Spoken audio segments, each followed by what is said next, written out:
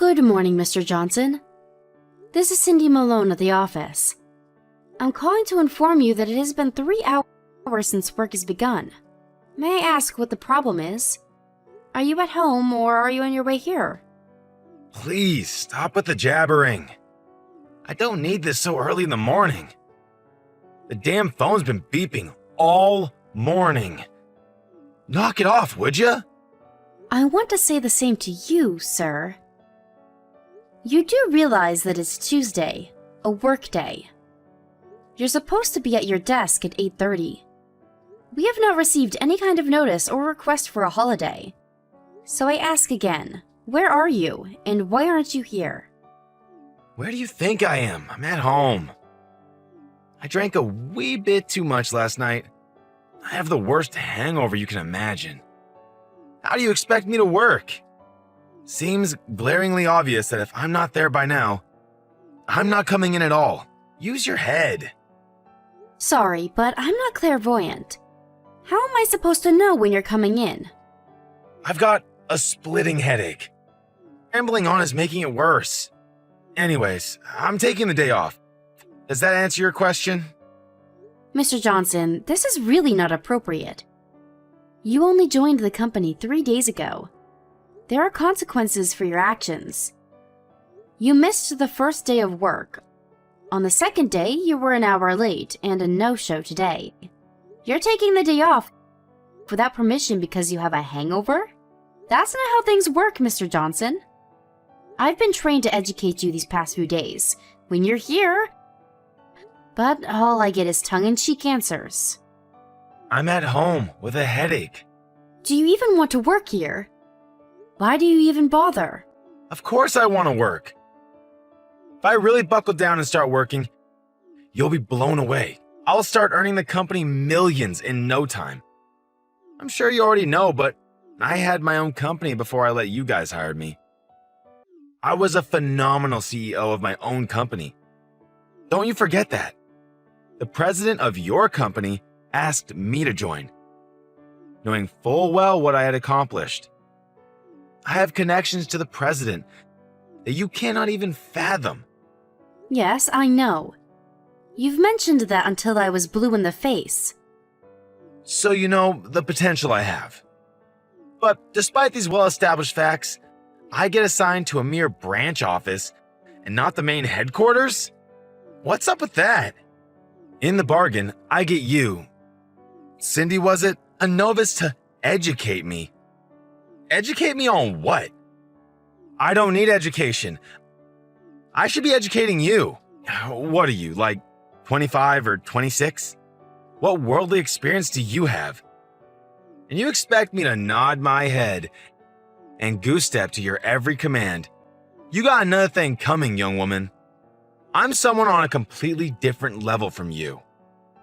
I see. Then I would appreciate it, sir, if you could first generate millions for us. Then get yourself transferred to headquarters. But first, would you mind coming to the office to get the ball rolling? Like I said, young lady, I'm taking the day off. I'm not at my full potential yet, el comprendo? And just so you know, the work you guys are doing is second banana stuff. With my level of expertise, it's like chalk and cheese. I was the CEO of a major company. Don't you forget that. I'm more inclined to command people, not be commanded. You guys need to pay me a 6-figure salary if you're going to retain my services. If that's the kind of position you ultimately want, I suggest you come to the office and go through the basic training like everyone else. After that, you can do as you please. If you don't do that, all this talk of making millions and this otherworldly business expertise is simply just talk. Put a sock in it, girl.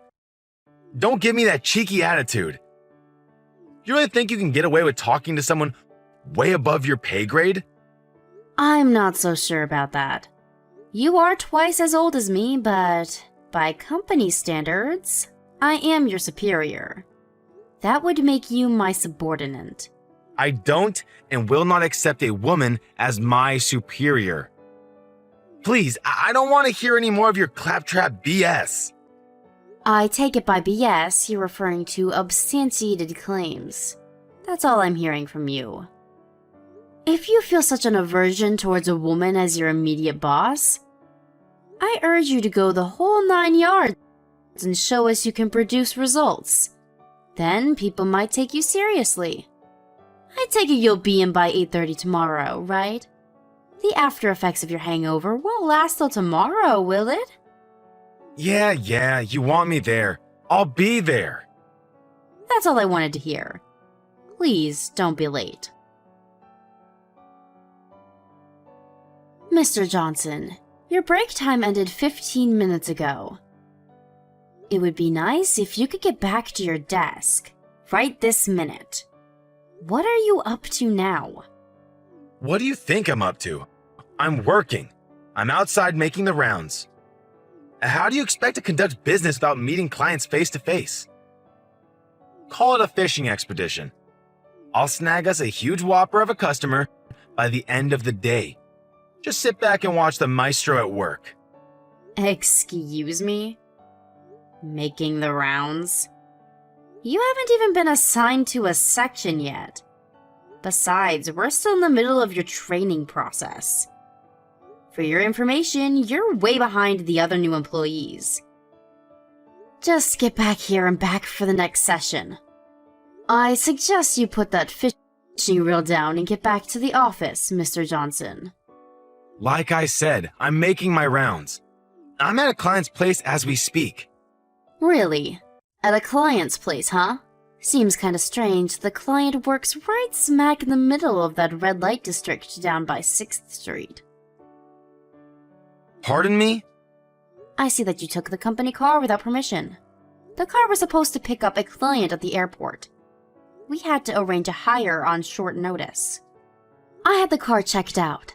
I'm sure you're aware that the car has GPS. All I do is switch on the tracker and there you are. Nice little bar to conduct business.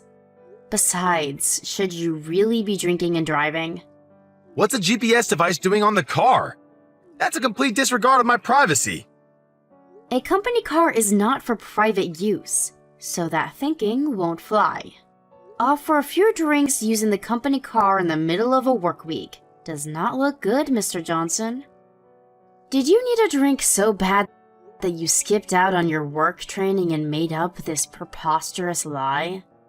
Shut your damn mouth. You don't know anything. I'm just letting off some steam, that's all. Was there any buildup of steam to begin with? If you're drinking, please leave the car there. A staff member will go and pick it up.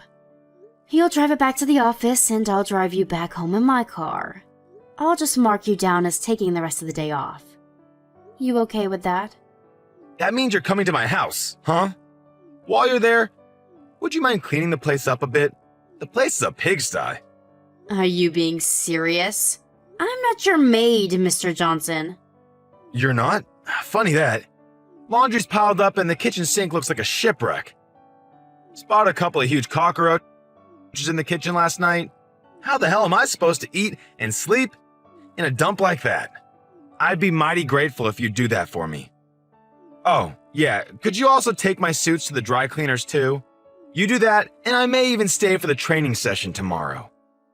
I'm sure I'll just get a lame excuse, but why the hell would I clean your place? Huh? Excuse me? You're a woman, right? Women can do basic cleaning stuff, right? Or didn't your mom ever teach you? My wife's at her folks' place now, so I got nobody to tidy up the place, so do me a favor just this once. Oh, while you're at it, make some lunch for me too. I'm starving, getting sick of this fast food crap. You're probably not a very good cook, but don't fret. I'll make short order of it. Oh, better yet, make enough for about a week and leave it in the fridge. My wife should be back by then.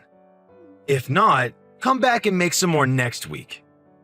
Oh, what an enticing offer. Can I really cook and clean for you, sir? But I must decline.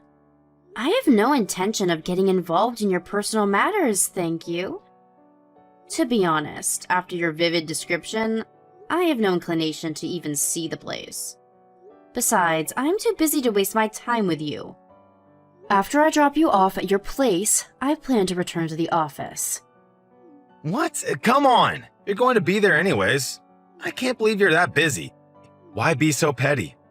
Alright then, I'll do you a little favor. You're a little plain looking, but you seem to have a nice shapely body. Do you want to see what heaven is like? I bet no guy even gives you a second glance. Bet the frustration level's about reached its peak, am I right?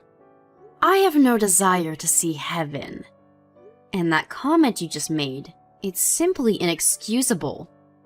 I have you on record saying that, so expect consequences. You know what? I changed my mind. I'll have a male employee pick up the car and take you home. What is this pussyfooting around everything I say? You're getting on my nerves, girl. I was just going to say the same thing to you. Like I said, I have connections with the company's CEO. You really want to take that tone with me?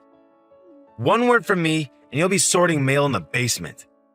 I offer to do you a favor. A plain Jane like you needs all the help you can get. That's the one thing I can't stand more than anything else. A young babe looking down her nose at me, giving me orders? You're just not the kind of person I like. I don't really care if you like me or not, Mr. Johnson. And I don't give a tinker's damn about your so-called connections. You're just another new employee, and I'm your boss. What more is there to say? My job is to teach you the basics of this company, that's all. Don't give me that high and mighty crap. I used to be a company president. You know, you have no right to order me around. All you women have to do is obey my every command. End of discussion. What I want you to do is treat me as the president of this pathetic branch office. Then I will show you what I'm made of. You refuse to acknowledge me and you're gone. I don't mean the mailroom either. You're finished. Sounds like you've had one too many drinks, Mr. Johnson. You know what? I'd like to see that. See what? I'd like to see you fire me. I'm okay with it. Go ahead, try it. I think it's futile, though.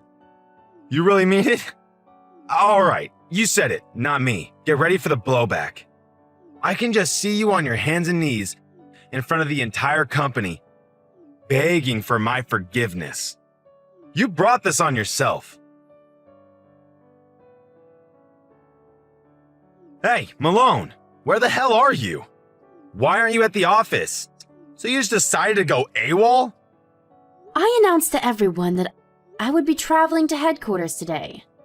Everyone else knows about it. Didn't you check the daily schedule? Or did you have one too much to drink and forgot all about it? So you're at headquarters today, huh? That means they already heard about your little abhorrent treatment of me, huh? They're going to give you a real dressing due, girl. Is it the mailroom, or is it goodbye for good? I'm sorry, but what exactly did I do? Please, don't act so innocent. The office entrance is stacked high with your stuff. The little toys that you ordered. What are you talking about? Toys? Not your ordinary child's toy either. More of a toy that's geared towards adults. If you get my point. I ordered 30 of them in your name to be delivered to the office. Wow, 30 of those things? Man! You must really be yearning for a little companionship. I have no idea what you're talking about. No use trying to deny the facts. Those things were ordered from your PC using your credit card. It's beyond question that you ordered them. How could you order such obscene products? And to the office? Sheesh! And did you even have any concern for the other staff members? How embarrassed they would be. I can't see how you're gonna worm your way out of this mess. The only option I can think of right off the top of my head is, resign. Are you finished, Mr. Johnson? Let me ask you something. Did you know that there is a security camera in the women's break room? Huh? Excuse me? There is one outside and one inside. And luck would have it that the camera has a clear view of my locker. If anybody goes in there and sneaks around, the camera would capture the whole thing. Oh yeah, My desk PC also has a camera attached to it. That means if anyone sneaks into my locker, swipes my desk key, scrounges around in my desk to get my credit card and messes with the PC, all as that is recorded for all to see. Huh? Wait a sec. That doesn't prove anything. I have no idea what you're talking about anyway. Really? What I'm saying is, I know all about your little scheme. You went to the CEO to try and get me fired, but he threw cold water on that pretty quick, right? And you had no other option but to use one of your dirty tricks for revenge.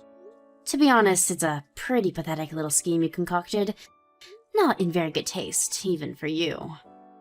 Are you trying to tell me that I did this?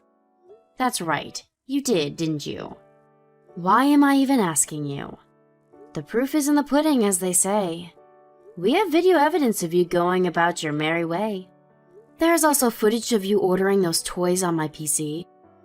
We also have witnesses that saw you snooping around my desk. And besides the toys sent to the office, you had other stuff sent to your home. You seem to have ordered quite a bit. Let's see here. Food, brand goods. Of course, alcoholic beverages of various types. It wasn't enough that you ordered that stuff to frame me, but you couldn't resist stealing a little for yourself, it seems. What's this about? I really have no inkling about what you're saying. Stop trying to frame me for some made-up crime. If you order anything on my PC, a verification mail comes to my smartphone too. There is evidence that you sent the said items to your address. There is enough evidence here that you cannot refute. You little shit! While we're on the subject, there was something that I was asked to convey to you from headquarters. You've been fired. Wait, what? You've been let go. Fired. We all know what you did several days ago. That's why I was at headquarters today. I just finished submitting my report and all the evidence. That report also included your attitude since starting at this company.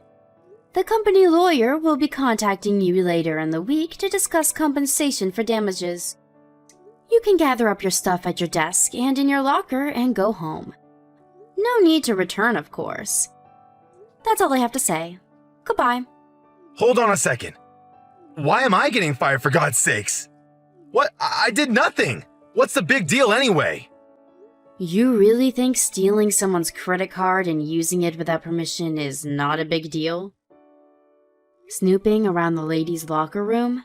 That's a pretty serious and immoral act. Oh, and that credit card? That's got my name on it, but that's a corporate credit card. Truth be told, that's pure and simple fraud. How was I supposed to know that? I usually don't carry it around with me, but I took it out of the safe for use on the next bus trip. And you happened to find it. What can I say? I really didn't expect you to steal it and use it like you did. I don't see how you're going to take responsibility for what you did. The only option I see for you at this point is for you to quit and pay your debts. You conniving little floozy! You put me up to this! You set this whole thing up to trap me? I really don't appreciate such false accusations. You dug your own trap and fell right into it. This is all of your own doing. Who the hell do you think I am? I used to be the president of a large and successful corporation. I have connections with the CEO of this company. You have no right to talk to me that way. Yes, I've heard it a million times. As per your description, I wouldn't use the word successful. I would use much more fitting words like fraud, bankruptcy, embezzlement, misuse of funds, breach of contract. Shall I go on? A former president of a bankrupt company. Yes, I heard it a million times. You sold your home and all your assets and just barely avoided jail time. And you're up to your eyelids in debt, isn't that right? I also heard you're still struggling to pay off the salaries of your former employees. How did you know? The company was actually doing quite well for decades but once you took over as president, the downward spiral began and would not stop. I'm not sure of the reason why I went bankrupt, but I really don't have a hard time deducing why. You do have tremendous business skills. The skills to drive a company into the ground, that is. Where the hell did you hear all this? Who told you? Who? Let's see. Who could that be? Maybe you're talking about my grandfather? What's your grandfather have to do with any of this? And why would he even know about me? I thought you knew my grandfather. You said you had connections to him. Connections? What are you talking about? No way. My grandfather is the president of this branch office. And my father is the CEO of the company itself. Wait, what? No way. You're related to the president? Your father is the CEO's daughter? You know, I never thought of myself as the CEO's daughter. Just another employee.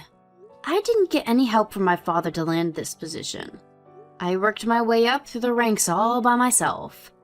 Pretty impressive, if I do say so myself. I never wanted any of the trappings of a company CEO. I even used an alias while working. Most don't even know I'm the daughter of the CEO, and I want to keep it that way.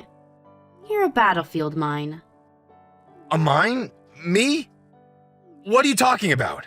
They purposefully made me handle you. Thinking I would get totally duped and self-destruct, like stepping on a mine. You were the perfect motivating force. I proved myself by seeing through your scheme and thwarting your every move. The company tested me. They wanted to know how far I would go to protect the company. I passed with flying colors. Are you serious? Why would I be tasked with some guy twice my age with a history of bankruptcy and fraud? And about you having connections with my father. All you did was beg a former client of yours to introduce you to my father. I don't know what you had on the guy, but he reluctantly hired you. How do you even know all of this? If you know that much, then maybe we can work something out. Please, talk to your father about rethinking my position.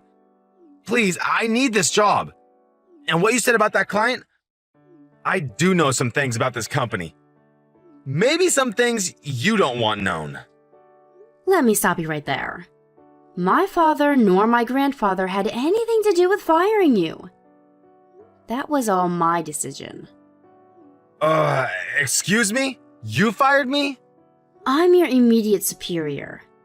I have the power to fire you when and where I see fit. All I did was submit the report to the head office and convey to them that I fired you. That's all. Both my father and grandfather gave me full authority to carry out my duties, so I did.